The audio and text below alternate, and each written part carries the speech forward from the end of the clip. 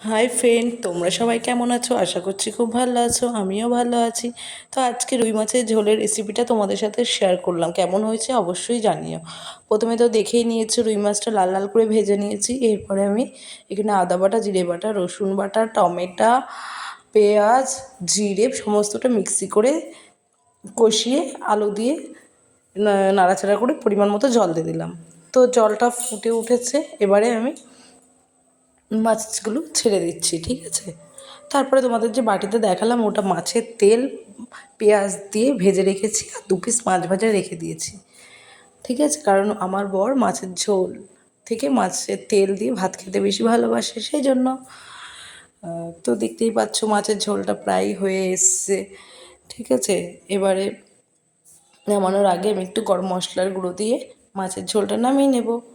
রেসিপিটা কেমন লেগেছে অবশ্যই কমেন্ট করে জানিও, আর ভালো লাগলে অবশ্যই লাইক কমেন্ট করো।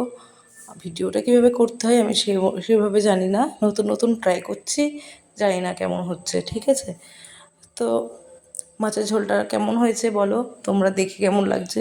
তা এবারে দুপুরবেলা ভাত খেতে বসে পড়েছি আমরা দুজনেই। এই যে মাছের তেল দিয়ে বরমশাই ভাতটা মাখিয়ে নিচ্ছে প্রথমেই, মাছের তেল দিয়ে মাখিয়ে মাছ ভাজা দিয়ে খাবে। আমিও সেম তাই করবো। তেতো হলে আমি আবার খাই না, তেতো না হলে খাই। তো আমাকে বললো অল্প করে ভাত মাখাও, তেতো হলে খেতে পারবে না। তা আমি অল্প করে মাখলাম, তারপরে খাচ্ছে। আমি একটু ভিডিও করে নিলাম সেই সুযোগে।